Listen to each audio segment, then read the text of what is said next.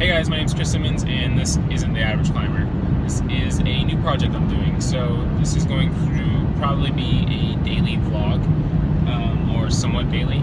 I've been watching a lot of vlogs on YouTube lately, and they just seem like a really cool way to convey a message of positivity and show what our life's really like. So, I'm on my way to Bishop, California for the Craggin Classic, and this is actually my first real big gig for my new job at Joshua Tree as in-house sales. So, as some of you may know, I recently quit my job at Safeway. I worked there for 11 years. I worked my way all the way up from a bag boy all the way up to assistant manager. So, it was kind of a big jump for me, but in the end, I kind of decided that it wasn't my passion. I had no more drive to work my way up in Safeway anymore, and in the last couple of years I've been working closer and closer with Joshua Tree and realized that this is definitely where I need to be in my life to be happy. And over the last week or so I have been I've been able to just de-stress. Obviously I'm taking on a new kind of stress because I took a massive pay cut to come into the industry like this, but I think in the end it's gonna be a lot worth it. I mean, look at it right now, it's 2 weeks into my job and I'm going up to Bishop and getting to hang out with all of you guys and go climbing for the weekend, so it should be fun. So like I said, I'm going up to Bishop, California. It's about a 6.5 hour drive from my house, so we will see. I have everything packed up in here. You can see like my little platform and stuff like that. I'm gonna give you guys a tour probably when I set up camp at like a Vons or something. I don't really know where I'm gonna stay. I don't really have a whole lot of like details or direction on where I'm supposed to go. I know I'm supposed to set up a booth tomorrow morning, but I don't have a tent, so this should be fun. First problem of the trip. No, I'm just kidding, it's not even that huge. But when I usually travel, I strap these things down with these tie-downs, and I shove all the extra rope inside my pad so it doesn't fly all over the place. This one just came undone. So, as some of you guys may know, I live in northwestern Arizona. It's a small town called Kingman, Arizona. Really isn't a whole lot in my town to do, which is why I built my big climbing wall in my garage, because there's no gyms. We've barely got a Walmart. God damn it! See that? Yeah, can't even fix it. All right, fix that. Let's get back on the road. All right, so as I was saying, there isn't a whole lot to do in my town. I mean, we have a big Walmart, and that's about it. A couple of small, local shops. So, as much as I can, I trip out, which is cool because we're, really centrally located. 2 hours from Flagstaff, so I can go to, Pre-Straw or the Peaks over there. 2 hours from Groom Creek in Prescott. 2 hours from Red Rock. 6 hours to Bishop, 6 hours to Tramway into Joshua Tree. So really cool location, but we just don't have anything in our area to do. Just nothing for 2 hours. Nothing. Pass over the Hoover Dam, Pat Tillman Memorial Bridge. So if you don't know, when you go from Arizona to Nevada, you go over, or used to go over the Hoover Dam, and it used to take an extra hour because you have to drive down to the elevation of the dam and then go over it. And boom, right now we're on the Pat Tillman Bridge. The Hoover Dam is pretty much directly below us, but this bridge is, I think it's one of the highest suspension, or not even suspension, whatever kind of bridge this is in America, which is pretty cool. There's a bunch of people on the side of the road right now, just hanging out, taking pictures of the Hoover Dam. But anyway, I was just saying, woo, Nevada. Anyway, as I was saying, it used to take an extra hour to get to Las Vegas from my house because you have to drive all the way down to the elevation of the dam, and it's 2 lanes, and then you'd have to go through a checkpoint after 9/11 because they're afraid someone's gonna put a bomb on the bridge, but or the dam. Anyway, so now that the bypass is done, it cuts 40 45 minutes off of the entire drive time. So I can be in Las Vegas in like an hour and 15 minutes, and I can be in Red Rock from my house in 2 hours, which is pretty cool. And I mean, especially during the winter time when, you know, temps are good and I want to go work on a project or something like that. 2 hour drive time is not bad at all. And I mean, my car gets pretty decent gas mileage. I can get there and back in a tank of gas, so it's kind of worth it. Vegas, people! Vegas! No, it's Continue not really on to I-515 North. Jeez. Sorry. I'm trying to get directions to go to Bishop. Or we can stop and play some slots. Red Rock Canyon. So if you look straight ahead, that's not where we're going, but that's Red Rock Canyon. There's tons and tons of big wall stuff, bouldering, sport climbing, multi-pitch, anything you want to do outdoors, pretty much out there, mountain bike trails, all that jazz, tons of hiking.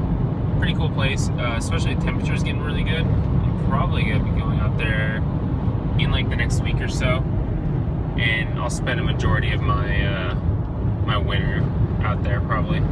I'm gonna make a quick stop, get some gas, maybe some food for my bellies. I got about like half a tank, but I haven't been this way to Bishop through Vegas in a while. Last time I went through like Lower California, and you go through like Barstow, and then you cut up and you go all the way straight up. I haven't been this way in a really long time, and I don't remember how far the next gas station is, so better safe than sorry.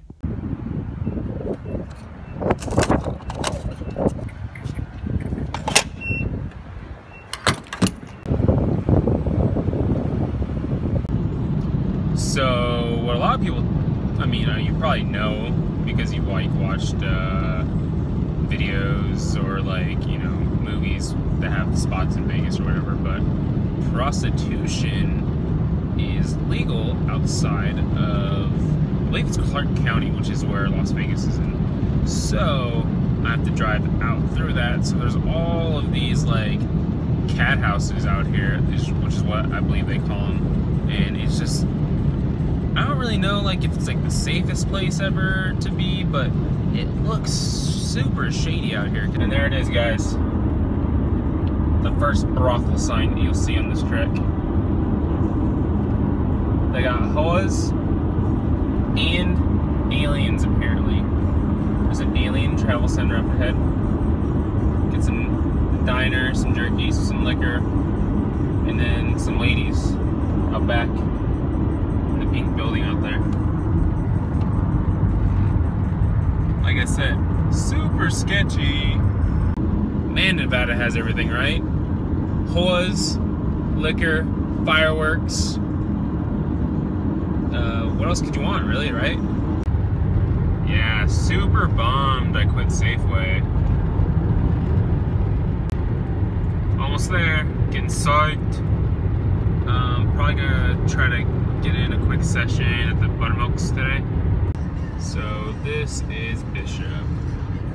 Over to the left, the big mountain, if you look right below that, that's where the Buttermilks are. A little further north of town is the Tablelands, so you get the happies and the sads. But this is Bishop. I mean, it's really, really small. It's basically this one road, and this is where all your businesses are. And then there's the mountains where you go play. I've been coming to Bishop for, I don't know, something like the last 4 or 5 years. My first trip up here was actually on a whim. I was going on a trip to Joshua Tree and to Yosemite for my first climbing trip, and me and my buddy David ended up splitting out from our group and coming up to Bishop for a day, and that was my first day ever in Bishop, and it was like inspiring just to want to come up here more. So since then I've been up here every single year, just for like weekend or a week-long trip. This is my first time up here actually solo. I've never been up here like without a bunch of people to climb with or whatever, so I'm going up to the Buttermilks right now, and hopefully I meet somebody to climb with throughout the week. So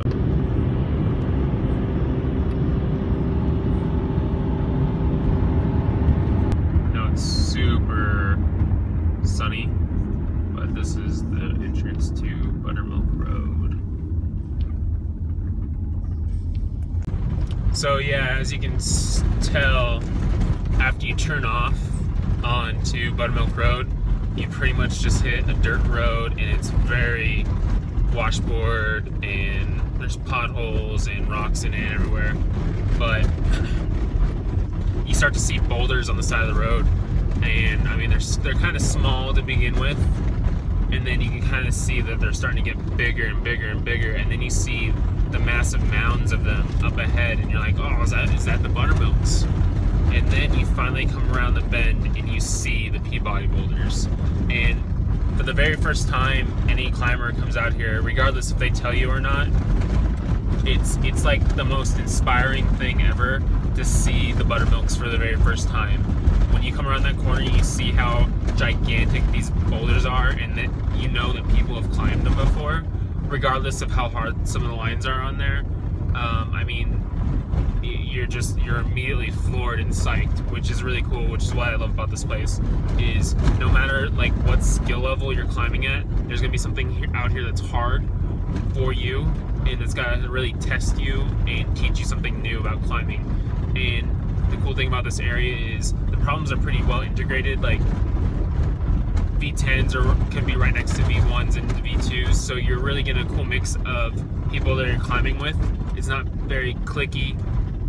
You can hang out and climb at one boulder all day and meet a slew of people that have just begun climbing or people that have been climbing for years on end. Bishop has become that massive mecca for climbers, and I don't know, I'm always psyched whenever I come out here just to experience something new and definitely get on something I have never gotten on before, because there's just so many problems. And this is the corner you come around and you see the Peabody boulders for the first time.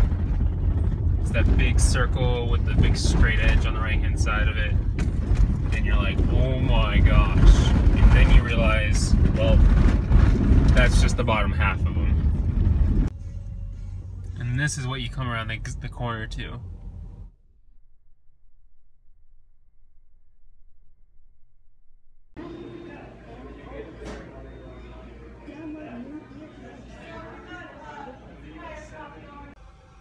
Hey guys, I just wanted to say sorry that I didn't take you guys on my little climbing excursion.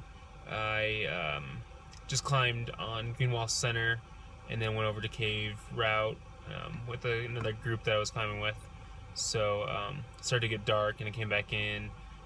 Got some food at Vaughn's, like a nice little salad with some chicken on it, and then went over to McDonald's to try to charge my laptop and bump the Wi-Fi, and they don't have any plugs to charge anything there. So I am back at Vaughn's, sitting in my car, charging my laptop with my power inverter, and editing this vlog, which hopefully I'll have it up for you today or tomorrow. Tomorrow morning when I wake up, I'll give you guys a quick little tour of my rig in here, and then we're gonna get some coffee, and then set up the booth for the Craggin Classic. I guess it's supposed to be downtown in like the little side parking area that they have over there next to the coffee shop. So yeah, anyway, if you guys have followed along with this video up until now, I appreciate it, and hopefully these vlogs will get better as I get more used to talking in front of the camera and filming everything. It's kind of different having a camera on you and talking to it and being personal and trying to explain what you're doing without, I don't know, over narrating, I guess. Anyway, thanks guys. That's it.